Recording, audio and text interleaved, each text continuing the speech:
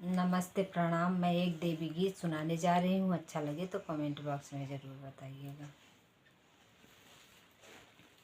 मैया दैदा चटक चुनरिया, मैया दैदा चटक चुनरिया, हम दुल्हनिया बनबै ना। मैया दैदा चटक चुनरिया रे मैया दैदा चटक चुनरिया, हम दुल्हनिया बनबै ना। हम दुल्हनिया बनबै ना, हम दुल्हनिया बनबै ना।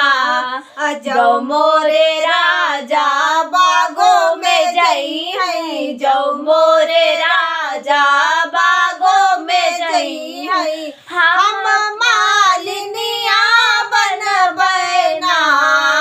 हम मालिनिया बनबै ना।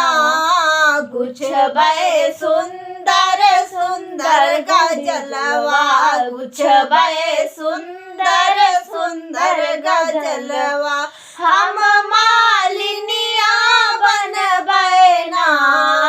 हम मालिनिया बनबै ना। मैया दैदा चटक चुनरिया, मैया दैदा चटक चुनरिया, हम दुल्हनिया बनबै ना। हम दुल्हनिया बनबै ना। मैया दैदा चटक चुनरिया, हम दुल्हनिया बनबै ना।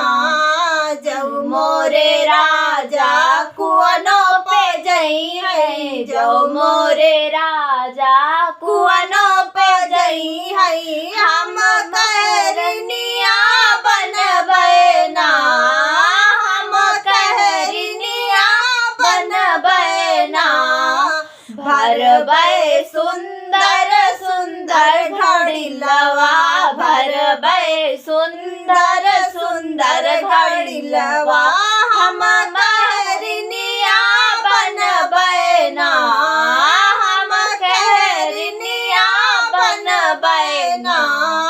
मैया दैदा चटक चुनरिया, मैया दैदा चटक चुनरिया, हम दुल्हनिया बनबै ना।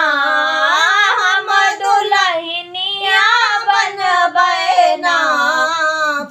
मैया दैदा चटक चुनरिया, मैया दैदा चटक चुनरिया, हम दुल्हनिया बनबै ना।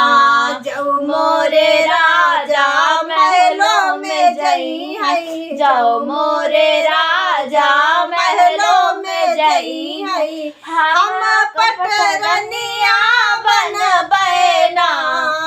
हम पटरनिया बनबै ना।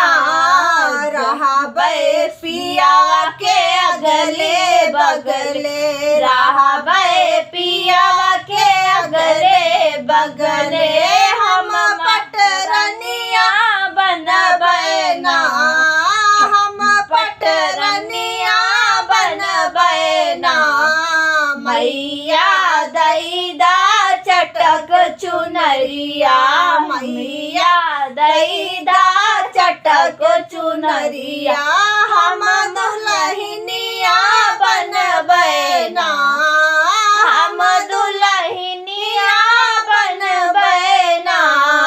मैया दैदा चटक चुनरिया, मैया दैदा चटक चुनरिया।